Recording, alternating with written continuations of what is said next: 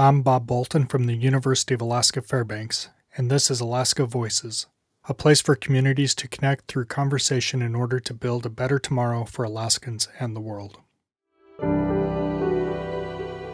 Originally, I grew up in Gakona, Alaska, Tyonek, Egypt, Idaho, Rampart, St. Lawrence Island, St. Paul, and I'm here with my student, my science buddy, my teacher, my homie. I'm his daughter.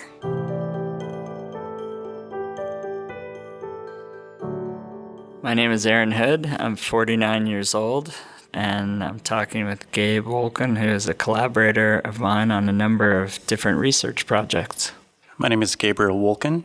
I'm age 45, and I'm speaking with Eran Hood, who is a collaborator of mine.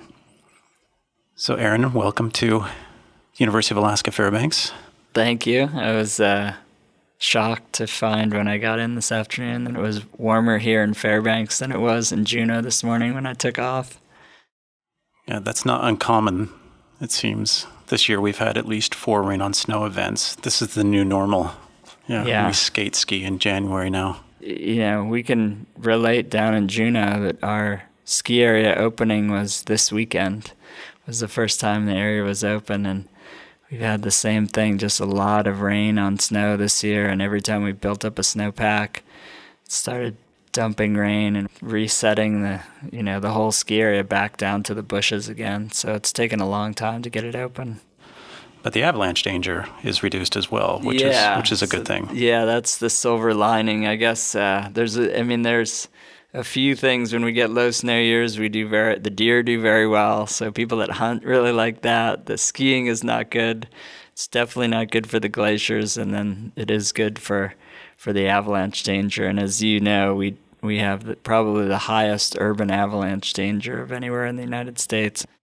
I'm actually teaching a snow hydrology, an upper division undergraduate level class in snow hydrology. And the students, we have all these outdoor labs where we're supposed to be digging snow pits and looking at stratigraphy and doing avalanche tests. And I had to cancel the first lab because there was nowhere to go dig a snow pit unless we were going to, hike all 15 people up to the top of a mountain, which is going to extend well beyond our lab period. So it's been a challenge just trying to get out and teach students about what's going on with the snowpack when it doesn't really exist.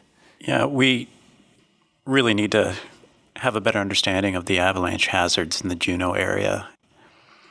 Beyond that, there are the few roads that actually come in and out of Juneau. There are multiple avalanche hazards along those corridors, as well as threats to the power lines that provide electricity to the community.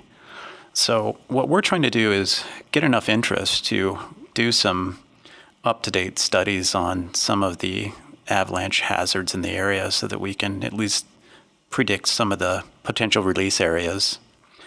It's kind of hard to get these things funded. Yeah. And part of that is because there's so much variability in snow amounts from year to year.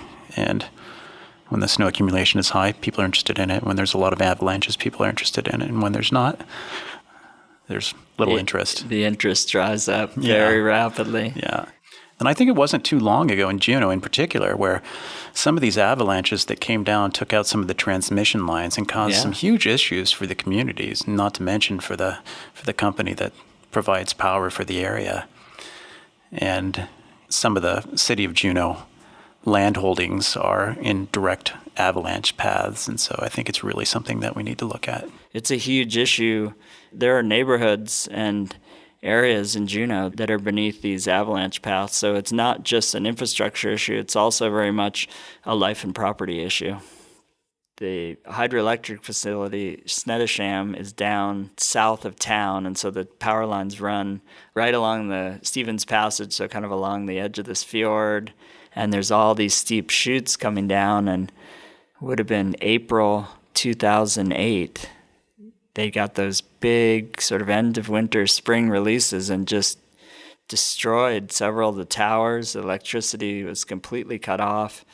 The city went entirely to diesel generators. We're on our own grid. We're not interconnected to any larger grid. And it was actually a very interesting experiment because the price of electricity went up 500% in one day. Wow. And so we went from 11 cents a kilowatt hour to 55 cents a kilowatt hour.